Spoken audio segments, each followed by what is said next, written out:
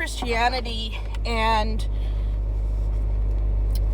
forsook fundamentalist Christianity and religion, I realized that Christians gaslight other Christians or people who have left the church into believing that their hardships, their suffering is due to a lack of performance or belief.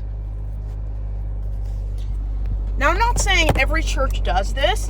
There are wonderfully warm churches out there. Not Christian, maybe Christian, who knows? But whenever somebody has sickness or hardship, it's usually blamed on them not being faithful enough, not giving enough, not being at church enough, not volunteering enough, not praying enough. It's always heaped on them. It's never, maybe God isn't listening, maybe God's not talking, maybe there is no God to even respond. Maybe it's just a shitty religion, and regardless of what is going on, which isn't much except what the people are doing, it's always your fault. Being a Christian is similar to being a woman. Everything you do is wrong. Every way you do it is wrong. Even your intent isn't good enough. You have to be better. You have to give everything. And if 200% isn't enough, they're going to ask for 300%. If you have doubts or a crisis of faith, people don't talk about it. They're too afraid to talk about it. They'll deny they have it. Because anything less, and you are termed a backsliding Christian. People are blamed for just existing. Not having enough faith is seen as a you problem. Oh, you didn't do this. You weren't doing that. You could have given more time, more money, more funds, more intellect. And they never ask the question, do they? Maybe there's nobody on the other end of the line. Maybe there's nobody listening. Maybe this is just the crappy way life is. And when you're in these kind of religions and you believe these things, it's soul crushing. No wonder people have depression. And I'm not going to say that church and religion causes depression, but it exacerbates it. It amplifies it to a point that it's just miserable. Not for everyone, obviously, but for a lot of people, it's miserable. How many people have been gaslit into not trusting their gut, not getting psych evaluation, not getting medication, and they actually die, usually by suicide, because the church doesn't take them seriously. And if you're not giving enough and doing enough, if you're suffering, or maybe you don't feel close to God, it's always blamed on you're not doing enough. Nobody ever asks the question until right before deconstruction starts, maybe there's nobody home. Maybe you're talking to a wall, also known as God. That's why if I want to be helped, if I want to get answers, I will go to a medical professional, also known as a psychologist, a doctor. There's so many different types of specialists. You don't have to settle for people who make you feel like a burden or a failure. Life's too short to be a failure. If you believe in the Christian doctrine associated with Baptist, fundamentalists, conservative, traditional churches, one of their basic rules in their doctrine, I mean, you cannot escape it. Nobody is good enough. That's why they need Jesus. Nobody's good enough. They gaslight you before you even become a Christian. They tell you you're not good enough. You can't save yourself. They actually create the situation where you need to be saved. Without Christian doctrine, you wouldn't need a savior. Christians create their own conflict to provide a solution. Without Christianity, without their doctrine, nobody would need to be saved. Nobody would need anything. They wouldn't have to do anything. They wouldn't need to be saved. They wouldn't need to worship. They wouldn't need to surrender anything to anybody. They could just exist and enjoy life. Christianity has to create a conflict to offer a problem. They have to create a disease to introduce you to the doctor, the surgeon, the resurrector. If you don't believe that you're a wicked person, that you can't do anything about your wickedness, if you reject that, don't believe it, and believe it's poppycock, which it is, you've been gaslit already. You are enough. You are good enough. You have the answers within yourself. You don't need to go to a made-up mythology. And if there is a sin problem, if there's an issue where you need to be saved, always look at why do you need to be saved. And I don't mean, well, let me correct myself. You need to ask the hard question. Why does this religion think I need saving? Why do man-centered religions, why do they make me feel like crap? Gaslighters make you feel like you can't trust your voice. Well, your inner voice, the voice you actually speak with. Because if you actually have confidence and know what you're thinking and feeling and saying is true, without a doubt, no chance it's not true.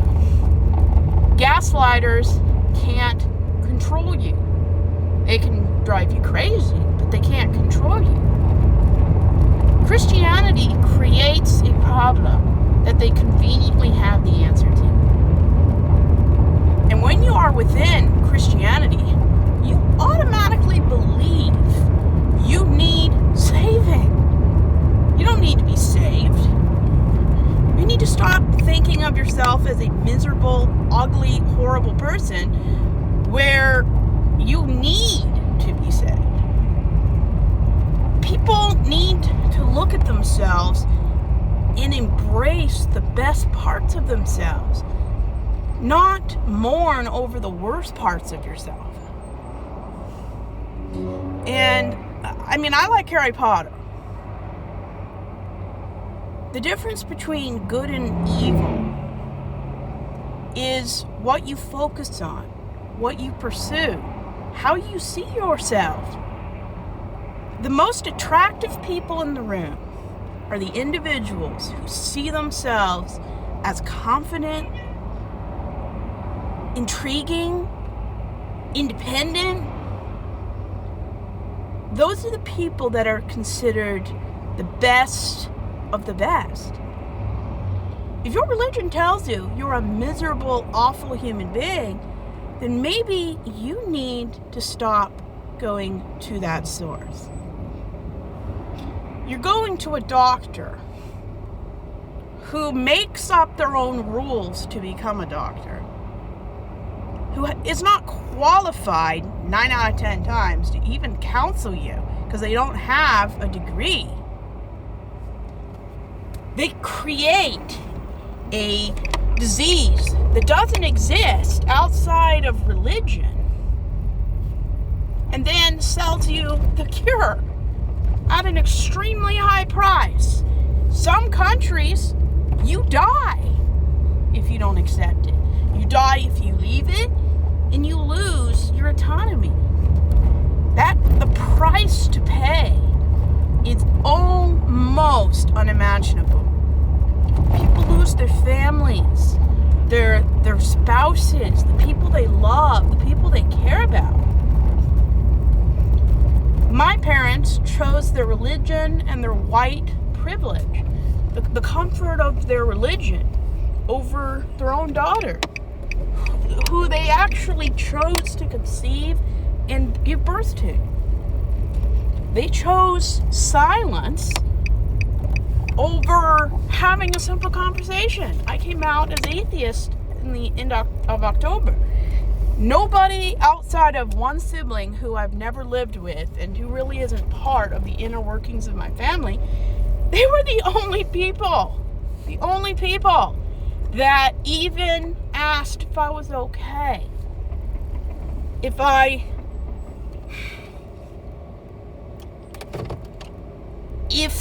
wanted to talk about it, compare notes, and see if maybe we needed to have certain conversations. None of my other family members, not the two siblings I grew up with for 25 years, not my parents who I've known for almost a third of a century, they don't care. We still, we don't talk anymore because my father told me not to call my mother anymore. That was, I want to say November 14th, so it's been more than a month. I've only seen them once and talked to them once on Thanksgiving. Anytime they text me, which is really rare, it's never about how I'm doing. They don't ask. They don't care. They want to act like it never happened and that everything is the way it is or the way it was. Religion gaslights people into believing the worst of themselves. People spend their whole miserable lives believing in a faith that makes them feel like they're losers, that they're evil, that they have nothing good within their own skin. It's dehumanizing. Humans have great capability of good, bad, or something gray. We don't have to lump ourselves into everyone's wicked and evil. I don't trust man-made institutions where they create a disease, a problem, a fatality, and then conveniently offer an answer. And then when you're not doing enough, giving enough, and giving enough metaphorical blood, sweat, tears, and labor, they gaslight you again to think it's your fault. They actually gaslight people into believing that the Wizard of Oz is real. There's actually people behind the curtain making Oz real. People know it, but they can't or won't internally accept that. There is no Wizard of Oz. There's no God. He only got created and appears to be alive because men of privilege and people so gaslit, they actually believe. And I read this somewhere. MAGA people will believe that Trump has changed the light bulb and that they're no longer sitting in the dark, that they're sitting in a lit room, when in actual reality, he never changed the light bulb. They're sitting in the dark and they don't know it. That's what being in religion is like. And someday, the switch may or may not go on. It's called deconstruction.